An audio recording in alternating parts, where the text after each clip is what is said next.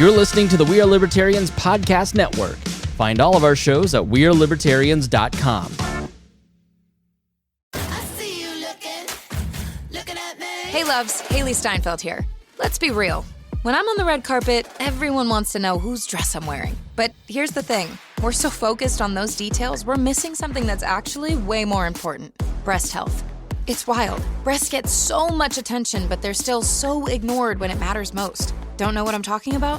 Tune in on February 9th and visit yourattentionplease.com. That's yourattentionplease.com. See you then.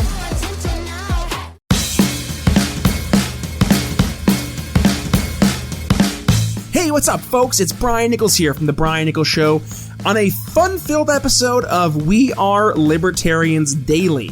And for my contribution this week, you are going to be greeted with a phenomenal episode of The Brian Nichols Show. It is the final episode for the 2018 season, and what a good one it was, folks. I was joined by Max Gulker. Max is an economist over at the American Institute for Economic Research, and we discussed his absolutely groundbreaking, earth-shattering article, The Inconvenient Truth About the Green New Deal, which obviously is in reference to Alexandria Ocasio-Cortez's Green New Deal push.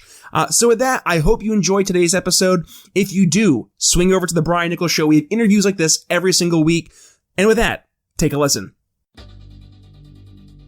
Brian Nichols, you're a great man with some great ideas, a great podcast. Do you see why he's my favorite libertarian people?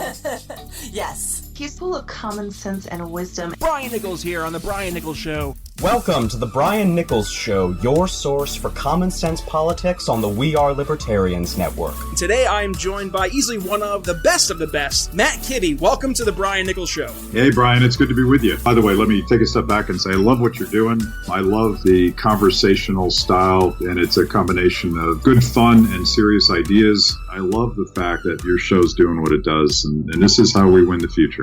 The Brian Nichols Show is the fastest growing liberty podcast that brings together people from all means of political thought as we seek to have meaningful conversations about the issues you care about. There's so many things that we can do to make America freer and the world better and safer and more peaceful. Everybody has the responsibility of trying to help to do that. You know, what you're doing with your podcast is a perfect example of, you're doing this as a labor of love and for the cause, and that is exactly what we have to have. At the Brian Nichols Show, our goal is to leave the audience educated, enlightened, and informed. And now your host, Brian Nichols. It's the most wonderful time of your week because you're joining us back here on the Brian Nichols Show. What's up, ladies and gents? Welcome back to another fun-filled episode of the Brian Nichols Show. I am your humble host, Brian Nichols, and today I'm joined by economist, writer, and senior research fellow at the American Institute for Economic Research, Max Gulker. Max's research often focuses on free markets and technology, including blockchain and cryptocurrencies, the sharing economy, and internet commerce. He's a frequent speaker at industry conferences, especially on blockchain technology. Max's research and writing also touch on other economic topics, including governance, competition, and small business. He holds a PhD in economics from Stanford University and a bachelor in economics from the University of Michigan. Prior to AIER, Max spent time in the private sector, consulting with large technology and financial firms on antitrust and other litigation. You can follow him over on Twitter at MaxGAIER. Max Gulker, welcome to the Brian Nichols Show. Thank you very much, Brian. It is absolutely the most wonderful time of my week. Tis the season to be jolly, and I'm a huge Christmas buff. I mean, I don't think there's anybody out there who isn't a big fan of Christmas. So anytime I get the excuse to be very jubilant and joyful and boisterous, I'm going to take advantage of it because that's just who I am in real life. So, I mean, what better way to do that? Well, I was a Jewish kid in Indiana, so I have sort of an aspirational longing for Christmas. Well, let me just say, we welcome you with open arms into the Christmas community. Excellent. And I would expect the same be true for the Jewish celebration of Hanukkah. I actually have a couple coworkers who celebrate. Christmas is a lot better, actually, so I'll take yours. See, I wasn't going to say that because if I say that, then that's just not tactful or tasteful. Right. But I can say it. Okay. It's all good. Okay, so we'll let you say that. So with that, Matt, thank you so much for joining me today. So really, we've been excited to get this going for a conversation because, I mean, I've had your supervisor, the big man, not Santa, but Jeffrey Tucker on my show in the past, as well as your new coworker, Chloe Anagnos from Indianapolis as well. So to have you on the show, it's kind of like the trifecta having you to conclude the AIER, the coalition there of you, Jeffrey, and Chloe. So with that, I like to give my guests the opportunity to first introduce themselves and really how you got to where you are in terms of not only professional career, but also in terms of your political ideology.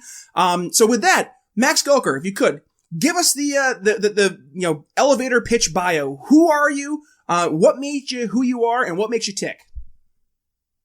All right. Wow, that is a mouthful there. So as I said, I think I've always been really lucky to be exposed to a lot of different viewpoints and sort of be forced to appreciate how people can come to different viewpoints. Like I said, I grew up in Indiana. Was the child of parents who were New Yorkers, kind of post-hippie, but then moved to Indiana, very left-wing, but there I was, a kid in the heartland. And so very early on, I was kind of asking myself, well, I like all of these people, my parents and these other people, and they seem to all think that they have some point of view that is the right point of view. And it seemed like, well, none of these people are delusional or evil or anything like that.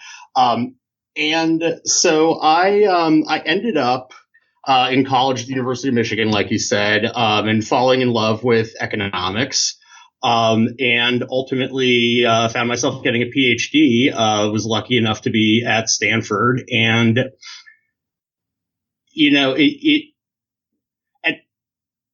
I was exposed, I think, to a pretty different variety of economics than especially a lot of people, broadly in the libertarian camp, although mine was probably much more the mainstream. I was probably at the place where they invented the mainstream, actually.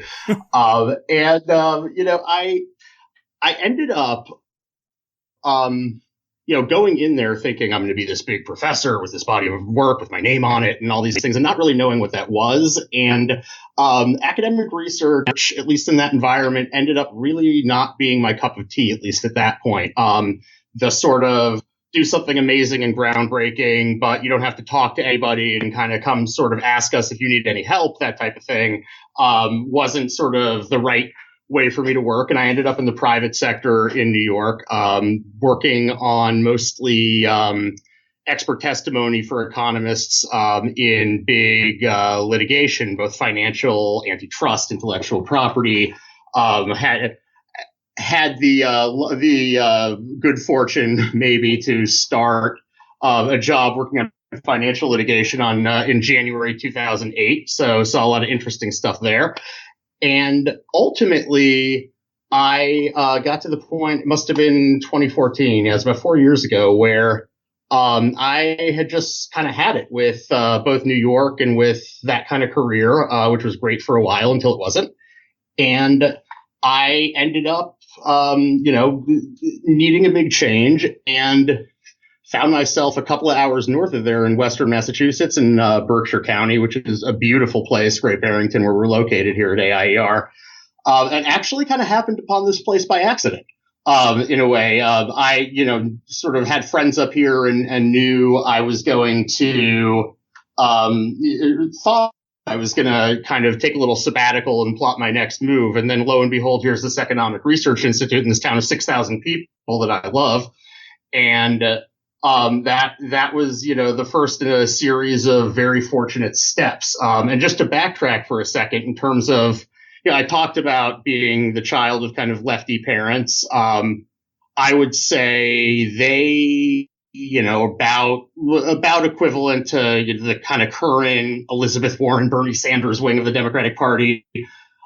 I was always a little moderated from that, I think, just by being an Indiana kid and then my education in economics, but at the risk of getting myself in trouble with my audience and my bosses, until about 10 years ago, I would say I was a pretty reliably Democratic voter.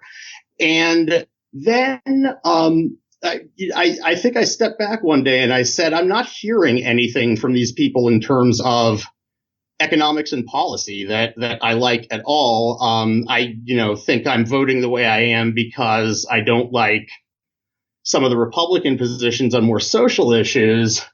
And I, ended up kind of losing interest in politics and then sort of going on this slow journey where ultimately, I think I was exposed to a couple of things that really put me on a path to kind of more libertarianism. One was sort of what we call heterodox economics, approaches to economics, and that sort of mainstream, what's called neoclassical economics I learned at Stanford. And that came in the form, one thing, of what's called complexity economics, which is, a different set of math and a different approach and looking at the economy as this sort of evolving system. And actually, really interestingly, similar to that is, I think, what a lot of libertarians know really well, which is economics, which really kind of on an intuitive level kind of anticipated some of that complexity stuff that I said a long time ago, which has always really impressed me. And I started learning about Hayek and his thoughts on dispersed knowledge.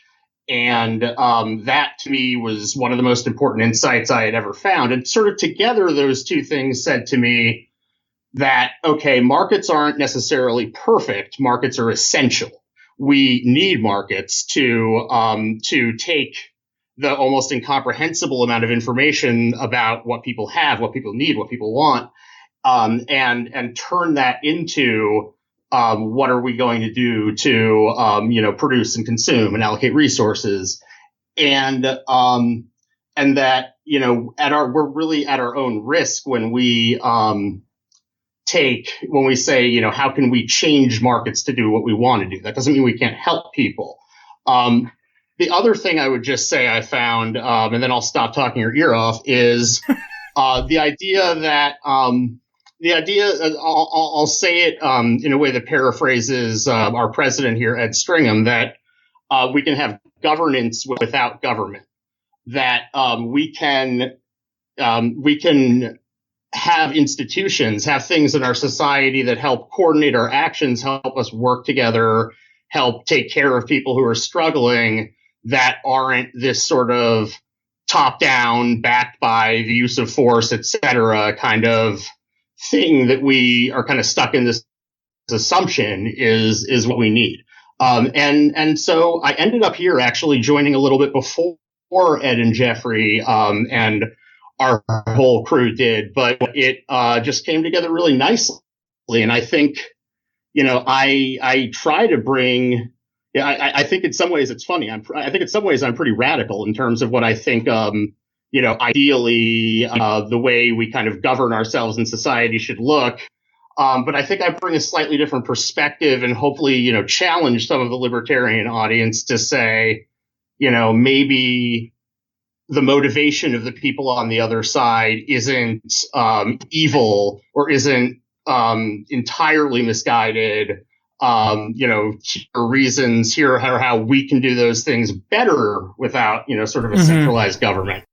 So it's really, I've been so fortunate to. It's funny because last week I actually had John Chang from Otters Talking Politics out, and we concluded our conversation last week about that very topic, saying the people that we're reaching out to who are more on the left progressive side of the political spectrum, it's not a matter that they approach things in a malicious, with an ill intent type of perspective. It's that they have the similar goals that we do. It's the means that they have in mind as to get to that end goal.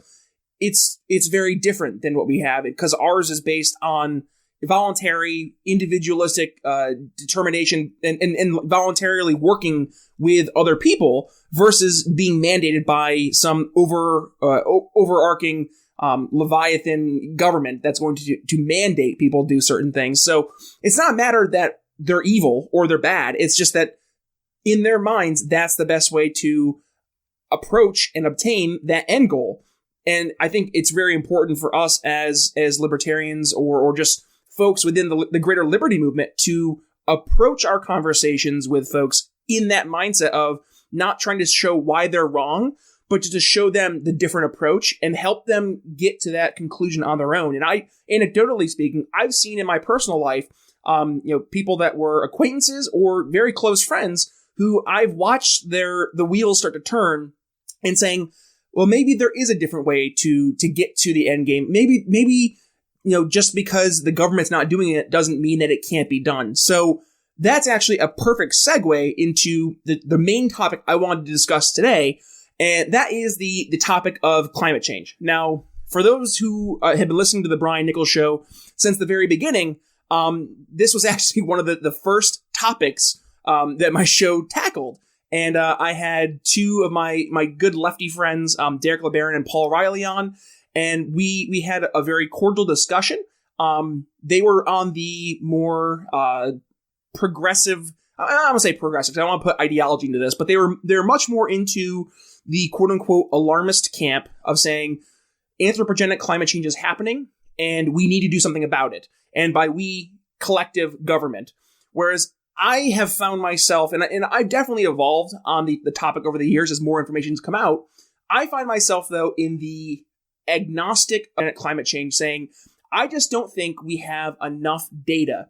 And again, I am not saying this as a climate scientist, and I hate it when people do the appeal to authority ad hom, where they say, well, or logical fallacy rather, that you can't have a conversation about this unless you're a climate scientist. It's like, no, as a rational, logical person, I can say I personally, anecdotally, don't believe that we have enough sample size of data points to then try and put that onto a scale of 4+ billion years. Now, that doesn't mean that I don't think that humans are having an impact. I think we most certainly are having an impact.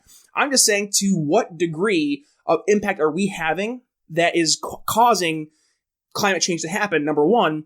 But number two, what is that relative to absolute certainty of changes that happened in the past? And I think we're basing a lot of our looking at the past on speculation. And it's educated speculation, it's educated guessing, and I respect that, but I just don't think that the amount of credence that we're putting on the data that we have nowadays it's not as strong as it could be based on just our limited knowledge. Now, with that being said, I don't disagree for anybody on either side of the issue that there are things we can do to try and lower our impact as a human race on not only the greater environment, but also to try to do our part in lowering our impact on the climate. So with that, I'm a big proponent of eliminating subsidies for fossil fuels. I'm a big proponent in opening up the marketplace to allow innovations that would be alternatives for alternative energy sources to open up and expand and grow without having government try to pick winners and losers in the industry.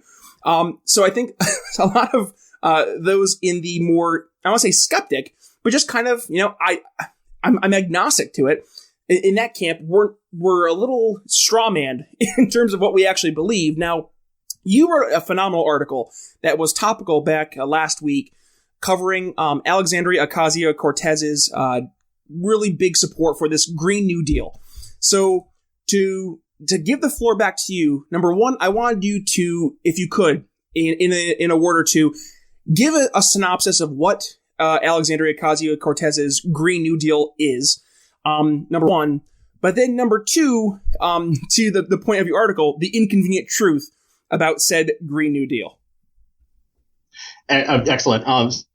So let me kind of tell you the process that led me to writing that. Is I was sitting there actually on a Saturday morning, must have been 2 weekends ago, and looking at sort of the Twitter feed of these folks who had advocated this policy called the job guarantee, which is basically the government gives everyone who wants a job at $15 an hour, a job at $15 an hour. And I had written a long report kind of arguing against that, and was lucky enough to end up being able to write something in the Wall Street Journal about it. But I was kind of looking at the conversation they had been having in the last few weeks, and this Green New Deal kept popping up in these articles about Alexandria Ocasio-Cortez storming Nancy Pelosi's office, leading these people. And I looked at an op-ed that some of those academics I was just talking to had written advocating for the Green New Deal, which, by the way, is a massive best estimate, although it's still very amorphous, kind of $700 billion to $1 trillion a year package of jobs and subsidies, et cetera, relating to clean energy. The thought occurred to me because the first thing that it said in this article is we can't let the Earth's total temperature increase be above 1.5 degrees Celsius. So I don't know what we can't let means. We have a public discourse that has absolutely failed us, I think, in terms of climate change, in the sense that the debate we keep hearing over and over again is the world is going to end if we don't do everything we possibly can now versus it's not real. And because of that, I really, and I'm an economist who writes about current policy issues, and even I had no idea, if you look at these reports, what are the real consequences that they're talking about. And so I'm super cool, and it was a Saturday, and I spent all my Saturday reading UN reports, and especially this one that came out in October. And, let me just also first say that to me, the question of, is it a hoax or is it happening, that sort of thing, your point is well taken about the data. And to me, the sort of like extreme, is it a hoax question, is just, I don't have an opinion on that. That's not really even interesting to me as an economist. I don't have any means with which to comment on that, but I thought, okay, what can I do? I can say, let me actually look at what's in this UN report. If that's true, what are our options? What are the costs and benefits of different things that we can do? I can certainly opine on that and educate myself on that. And so I started reading, and the takeaway really that I found, to summarize it, is, taking everything at face value and leaving it at that, is that, it's the consequences are severe, expensive, lots of problems. They're not, in all likelihood, existential.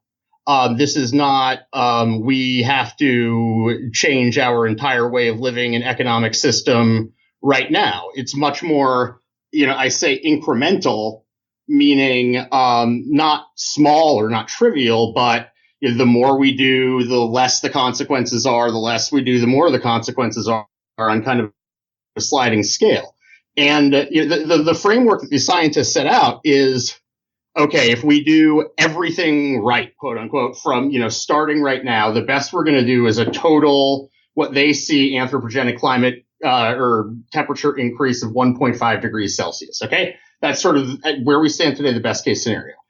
They say if that happens, and they list what they believe, are their estimates of the consequences. And, it's a total global cost of $50 trillion, which is, an order of magnitude bigger than anybody's used to thinking about. It's, significant droughts that many more people are exposed to, loss of habitat for animals, those sorts of things. And, I don't want to sit here and say, well, how bad are those? They're this bad.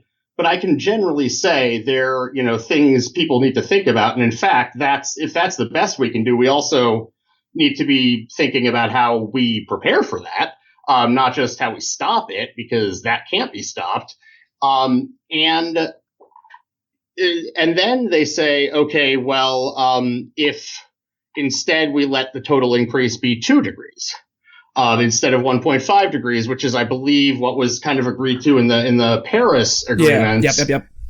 Then, here are the consequences. And it's nothing, they aren't new consequences that aren't the case at 1.5 degrees. They're more serious. It's like 69 trillion instead of 54 trillion or something like that. And it's, more loss of habitat and more heat waves and that type of thing. And then after that, they go on to say, what would it take for it to be 1.5 degrees rather than 2 degrees? Well, they say we can, they basically say we would have to, I wish I remembered the quote in the New York Times that kind of summed it up that I put in the article, but it was, we basically have to radically change our economic system on a level that we've never seen before. And, and it made it sound even sort of more than a Green New Deal. Although that, probably, it is a big part of what they have in mind. So now we have kind of the costs and benefits of acting, at least at the sort of 1.52 degree level. And of course it could be higher, but the report, I think, unfortunately doesn't sort of give us those options. I think it's an open question for people, but it's a question that needs to be posed for people.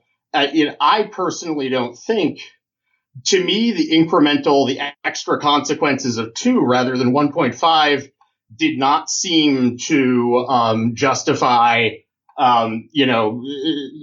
turning our economy and our governmental system into some, radically different thing.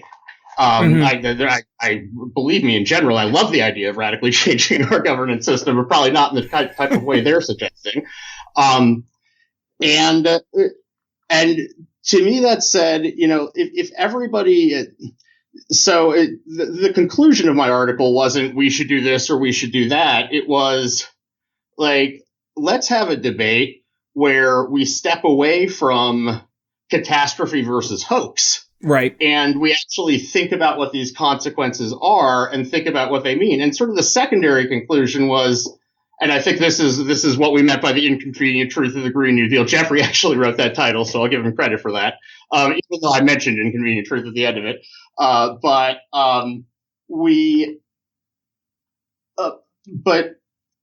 if you think, basically, we would have, in order to hold the increase at 1.5 degrees, these scientists say we would have to have our emissions globally cut by 50% in 12 years.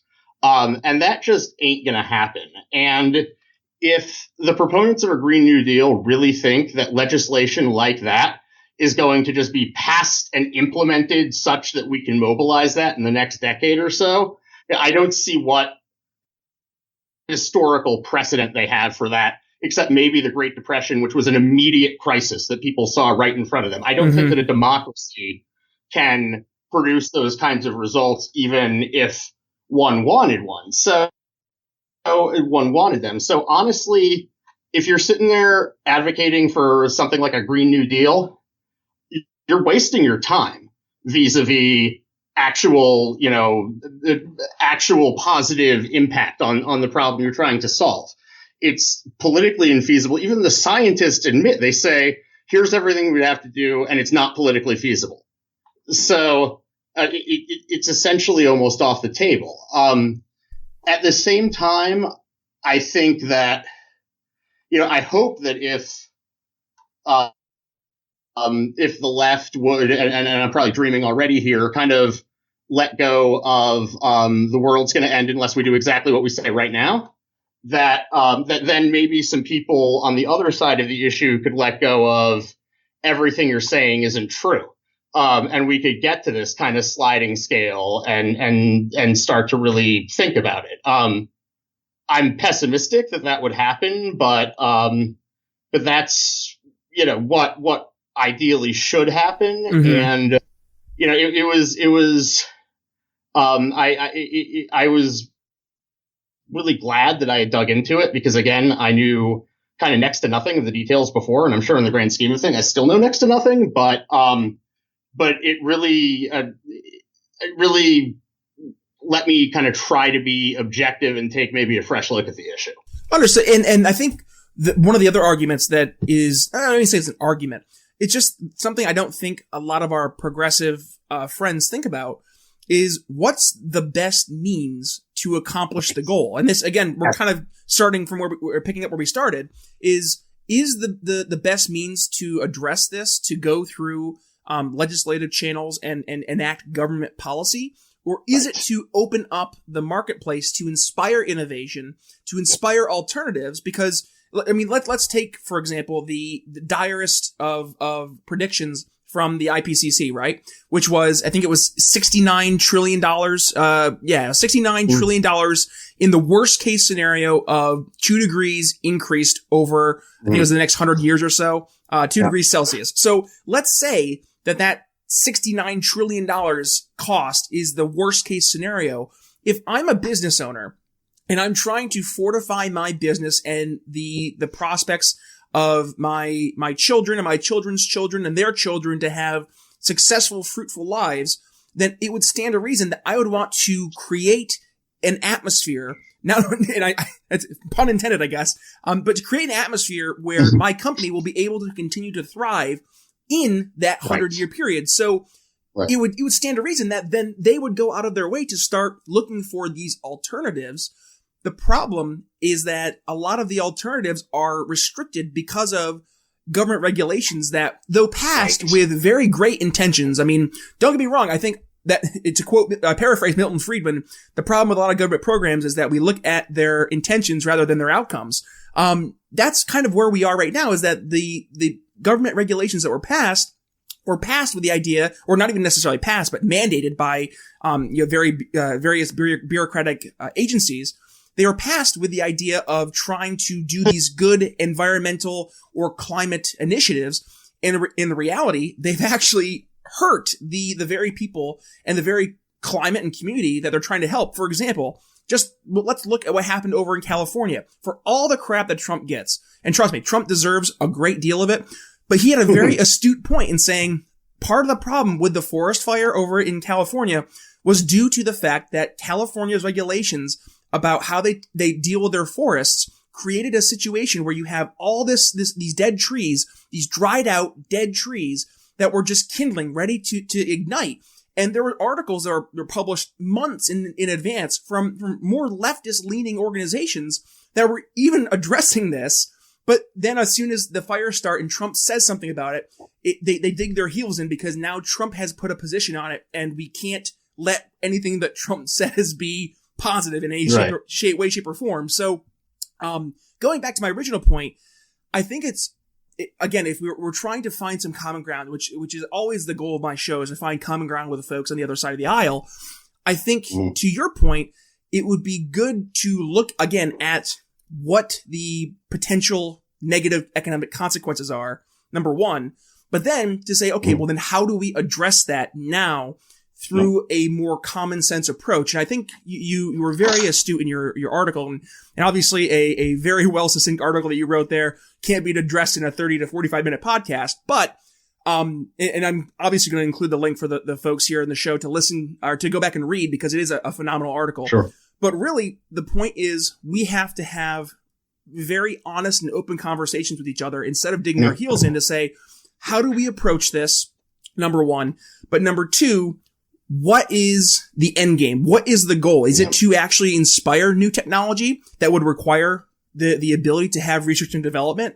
Or is it to just enact more government policy that, and this has been, I think, the underlying concern with a lot of folks in the more climate skeptic camp, is that they see this as a means of trying to use government and then use this boogeyman, and I'm using this very loosely, the boogeyman of climate change, to then enact government policies that are going to be more of the quote unquote Marxist policies, right? Where government is going to have its hand in small business, large business, how you're doing, how you're doing your green energy investments. And it's going to cripple these economies. And then they're going to end up using that money for quote unquote social good, social change, instead of actually addressing the real issue. I think that's where a lot of the concern and the angst comes from.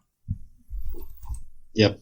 Can I just add a couple of things to that? Absolutely. I first of all want to make sure that people listening kind of have one thing straight, which is it could be more than 2 degrees, but the scientists, unfortunately, didn't do the same analysis that they did for 1.5 at 2 at 2.5 and 3. And it felt to me like that was a strategic type of thing to sort of foreclose those as acceptable options. And, really, if we're going to talk about this openly, those are the kinds of things we need to know once again.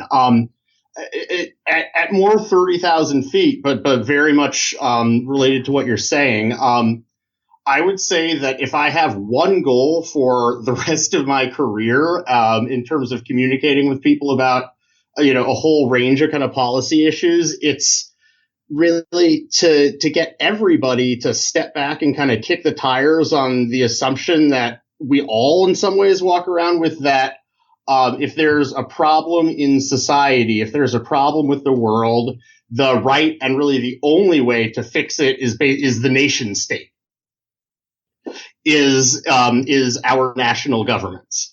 And I think that that's obviously something that progressives walk around with. I think that even libertarians or conservatives often, even if they don't realize it, are walking around with it when they do things like, oh, that's not that big. It's, they want to ban public straws, where we're going to or plastic straws. Sorry, we're going to tell you how great plastic straws are, or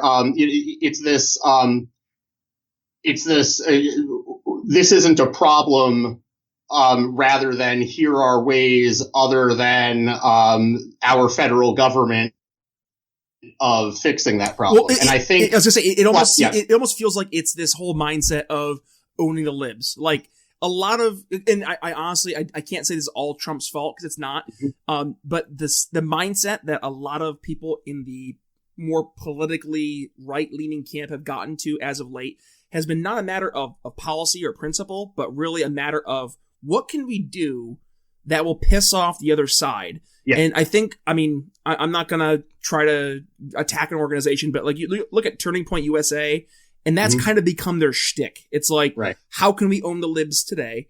Instead of actually saying, well, yeah, plastic straws aren't necessarily a good thing, but instead of banning straws, let's look for alternatives that are better, or maybe something that's, biodegradable. I mean, heck, I know metal straws are a big thing that's going on right now. Like things like that. So there are alternatives. It's just we have to stop getting this mindset of trying to win.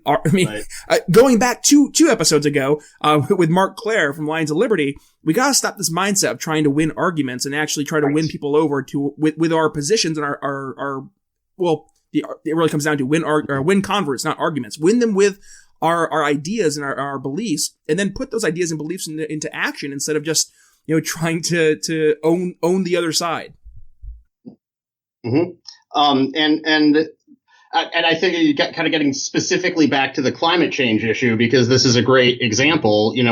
It's the fight over government policy is all or nothing. In theory, either you win and you get everything you want, or you lose and you get nothing you want. It's a zero-sum game. I just got done. Exactly. And I just got done saying that's, it's not realistic that what the left wants here is going to happen. So then you think about, well, what if as individuals, concerned people, and I think people of all persuasions could be interested in this, concerned people along with businesses and governments all started contributing money to, and this is just, an example I'm cooking up, but it's sort of a venture capital type of fund that is looking for innovative ways to, minimize the impact, like you said, but also prepare us for, what is inevitably going to happen.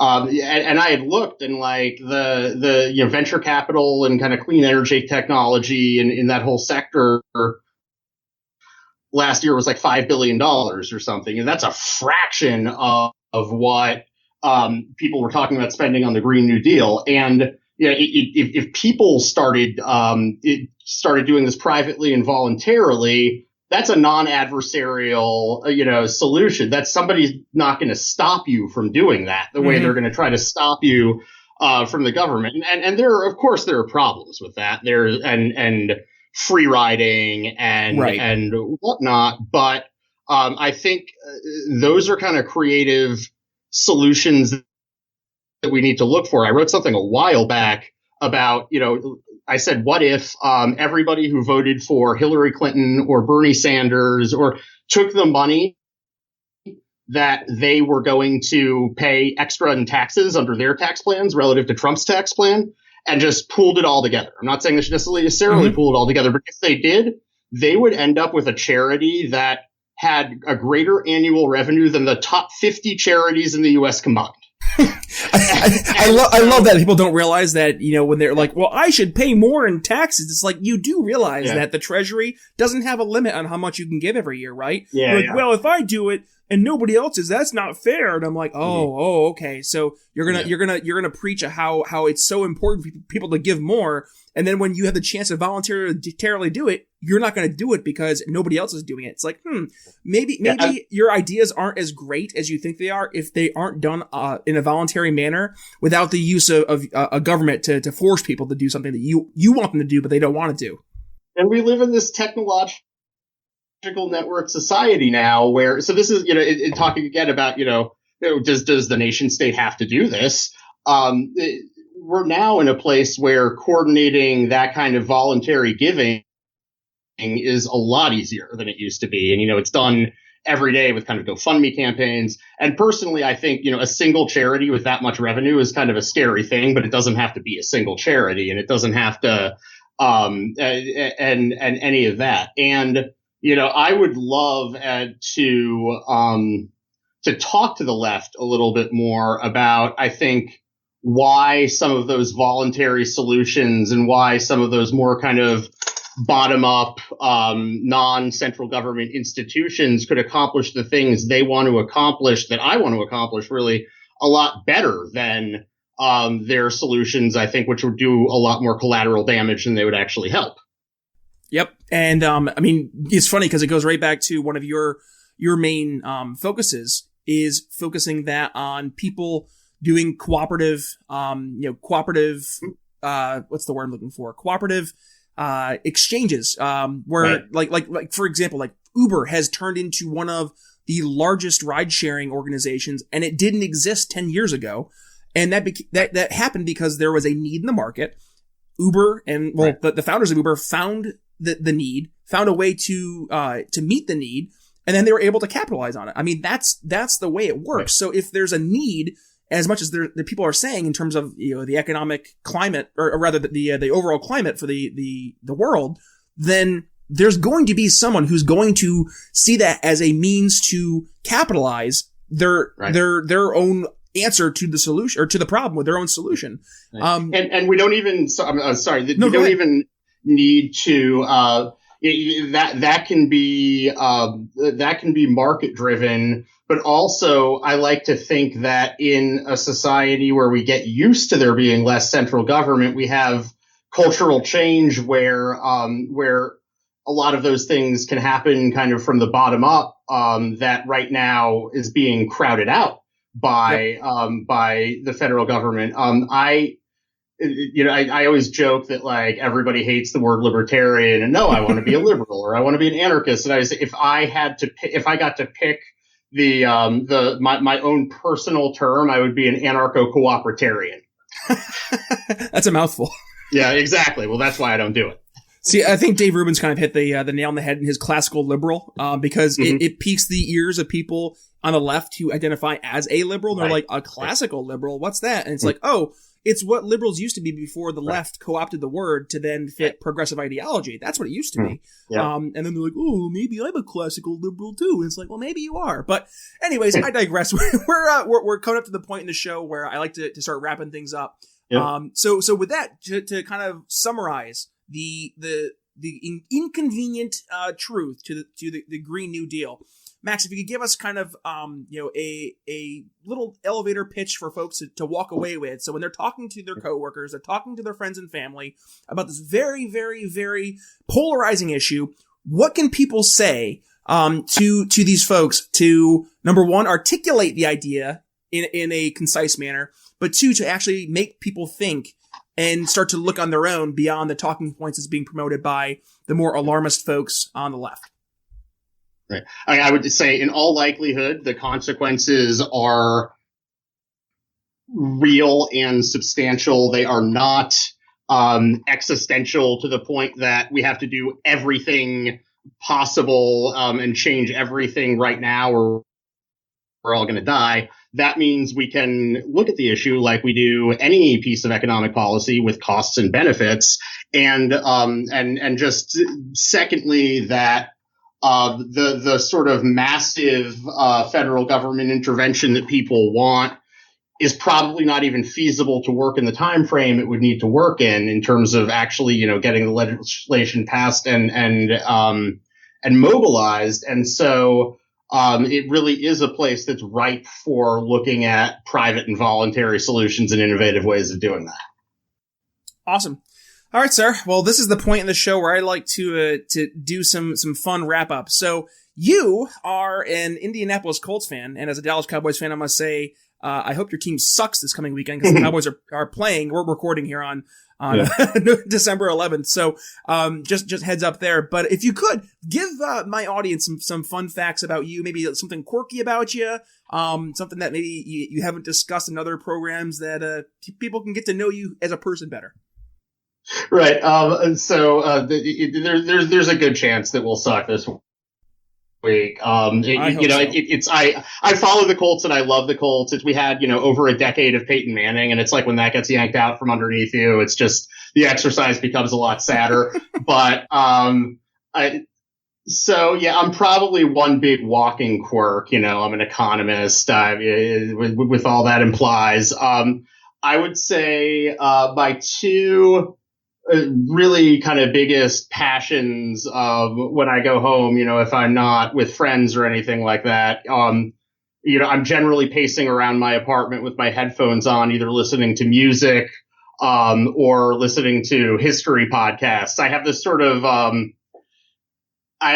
handicap as academic style researcher that, I sitting down and reading 1,000-page books, often doesn't leave me with a lot I remember. I'm more of an auditory learner. I like people either reading or talking to me. I would say, I love learning in general about history. I thought I knew a lot about history from all these podcasts, and then we hired, Phil Magnus, who's one of my colleagues, who's a historian, and it's just people either think I'm the funny guy or the guy who knows a lot about things, and with Phil, I'm definitely the funny guy. So. Well, listen, Matt, Max, I really appreciate you taking the time to join the show today. I know you're incredibly busy. There with heck, Jeffrey Tucker keeps all the folks at AIER very busy.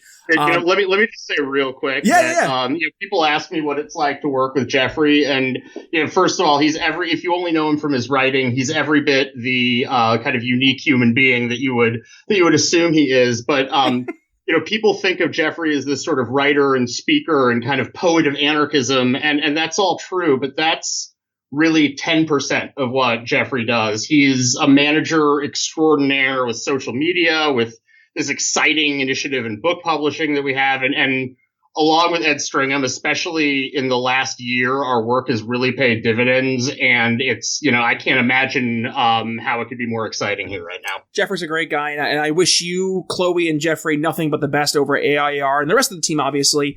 You guys are doing great work over there. So please keep up what you're doing. I know I'm excited to have not only yourself, but Chloe and Jeffrey on again in the near future. So with that, Max, thank you so much again for joining the Brian Nichols Show today.